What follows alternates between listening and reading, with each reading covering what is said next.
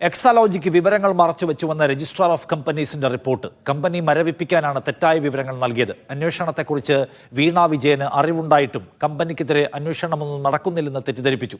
Company ആദായനികുതി അടയ്ക്കാൻ ബാക്കിയുണ്ടായിരുന്നുവെന്നും ഇത് മറച്ചുവെച്ച് തെറ്റായ സാക്ഷ്യപത്രം നൽകിയെന്നും രജിസ്ട്രാർ ഓഫ് കമ്പനീസിന്റെ റിപ്പോർട്ടിൽ പറയുന്നു. എക്സാലോജിക്കിനെതിരായ അന്വേഷണം രാഷ്ട്രീയ പ്രേരിതമാണെന്നും തെരഞ്ഞെടുപ്പ് മുന്നിൽ കണ്ടാണ് ഇഡിയും CBIയും അന്വേഷണത്തിന് വരുന്നതെന്നും CPM സംസ്ഥാന സെക്രട്ടറി MV ഗോവിന്ദൻ ദേശാഭിമാനിയിൽ ലേഖനമെഴുതി. കൂടുതൽ വിവരങ്ങളുമായി സെയ്ഫ് സൈൻലാബ്ദീൻ. സെയ്ഫ്, സർക്കാരിനെ, പിണറായി വിജയനെ പിടിച്ചുലയ്ക്കാൻ ശേഷിയുള്ള തരത്തിൽ വികസിക്കുകയാണോ വീണ വിജയന്റെ കമ്പനി ഇടപാടുകൾ?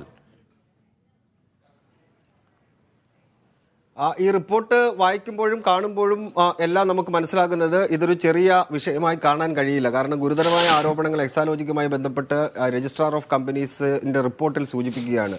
ബാംഗ്ലൂരു ആസ്ഥാനമായ രജിസ്ട്രാർ ഓഫ് കമ്പനീസിന്റെ റിപ്പോർട്ടിന്റെ അടിസ്ഥാനത്തിലാണ് വീണ വിജയനും CMRLനും KSIDCക്കുമെതിരായ കേന്ദ്ര കമ്പനികാര്യ മന്ത്രാലയത്തിന്റെ അന്വേഷണം കുറച്ച് ദിവസങ്ങൾക്ക് മുമ്പ് പ്രഖ്യാപിച്ചത്. അതിന്റെ കൂടുതൽ വിവരങ്ങൾ ഇന്നലെ പുറത്തു വന്നിരുന്നു. CBI അന്വേഷണമോ ED അന്വേഷണമോ ഒക്കെ ഇതുമായി ബന്ധപ്പെട്ട് നടത്താമെന്നുള്ളതായിരുന്നു ആ ശുപാർശയിൽ, രജിസ്ട്രാർ ഓഫ് കമ്പനീസിന്റെ റിപ്പോർട്ടിൽ പറഞ്ഞിരുന്ന ഏറ്റവും പ്രധാനപ്പെട്ട ശുപാർശകളിലൊന്ന്. അങ്ങനെയാണ് ED അന്വേഷണം നടക്കുന്നത്. ഇന്നലെ വിശദാംശങ്ങൾ വന്നതിന്റെ കൂടുതൽ വിവരങ്ങളാണ്, ആ റിപ്പോർട്ടിന്റെ കൂടുതൽ വിവരങ്ങളാണ് നിഷാദ് ഇപ്പോൾ പുറത്തു വരുന്നത്. അതിൽ ഏറ്റവും പ്രധാനപ്പെട്ടത് വീണ വിജയൻ എക്സാലോജിക് കമ്പനിയുമായി ബന്ധപ്പെട്ട് ചില വിവരങ്ങൾ മറച്ചുവെച്ച് ചില അപേക്ഷകൾ നൽകി എന്നാണ് നമുക്ക് ഈ റിപ്പോർട്ട് നോക്കുമ്പോൾ കാണാൻ കഴിയുന്നത്.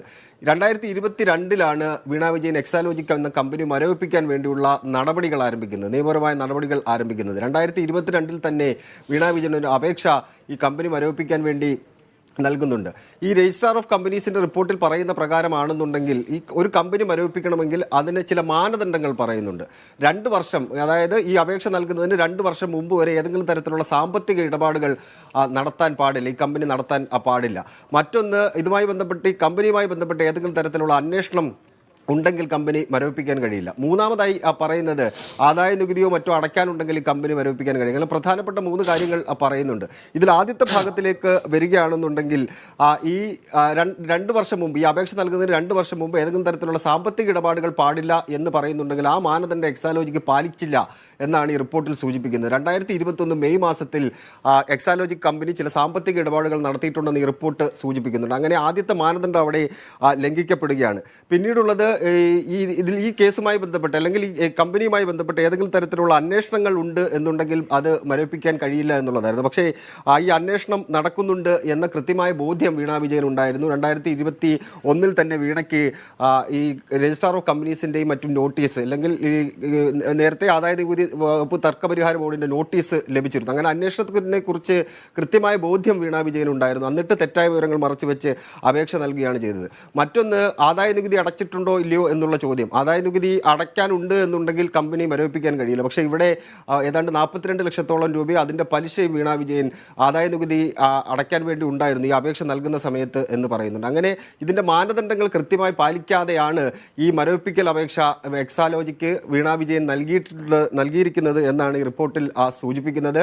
അത് വിവരങ്ങൾ മറച്ചുവെച്ചുകൊണ്ടാണ് വീണ വിജയൻ ഇത് ചെയ്തത് എന്ന് റിപ്പോർട്ടിൽ പറയുന്നുണ്ട്. അതുകൊണ്ട് തന്നെ വീണ വിജയനെ പ്രോസിക്യൂട്ട് ചെയ്യണം എന്ന ആവശ്യമാണ് ഈ റിപ്പോർട്ട് സൂചിപ്പിക്കുന്ന മറ്റൊരു പ്രധാനപ്പെട്ട കാര്യം. വീണയുടെ രേഖകൾ സാക്ഷ്യപ്പെടുത്ത ചാർട്ടേഡ് അക്കൗണ്ടന്റിനെതിരെ നടപടി വേണം എന്നും ഈ റിപ്പോർട്ട് ശുപാർശ ചെയ്യുന്നുണ്ട്. അതിന്മേലുള്ള തുടർ നടപടികൾ എന്താകും എന്നുള്ളതാണ് മറ്റൊരു പ്രധാനപ്പെട്ട ചോദ്യം. എന്തായാലും ഇതിന് രാഷ്ട്രീയ പ്രേരിതമാണ് എന്നുള്ള വാദം ഉയർത്തി പ്രതിരോധിക്കാനാണ് CPM തീരുമാനിച്ചിരിക്കുന്നത്.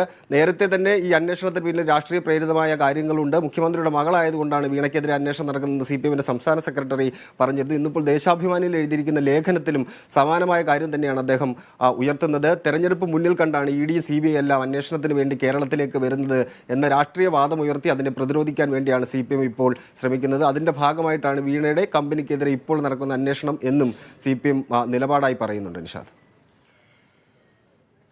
വീണ വിജയന്റെ കമ്പനി തെറ്റിദ്ധരിപ്പിക്കുന്ന റിപ്പോർട്ടുകൾ ഉണ്ടാക്കി എന്നാണ് രജിസ്ട്രാർ ഓഫ് കമ്പനീസിന്റെ റിപ്പോർട്ടിൽ പറയുന്നത്. ഒരു കമ്പനി മരവിപ്പിക്കാൻ തീരുമാനിക്കുമ്പോൾ അതിന് കുറേ അധികം നോംസ് പാലിക്കേണ്ടതുണ്ട്.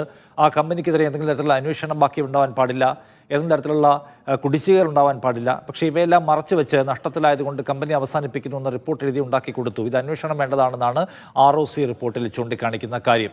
എന്നാൽ ഇത് രാഷ്ട്രീയ പ്രേരിതമാണെന്നും ഇതിനെന്തെങ്കിലും വസ്തുതാപരമായ സംഗതിയില്ലെന്നും പിണറായി വിജയനാണ് ലക്ഷ്യം വെക്കുന്നതെന്ന് ചൂണ്ടിക്കാണിച്ചുകൊണ്ടാണ് CPIM സംസ്ഥാന സെക്രട്ടറി MV ഗോവിന്ദൻ ഇന്ന് പാർട്ടി മുഖപത്രമായ ദേശാഭിമാനിയിൽ ലേഖനം എഴുതിയിരിക്കുന്നത്.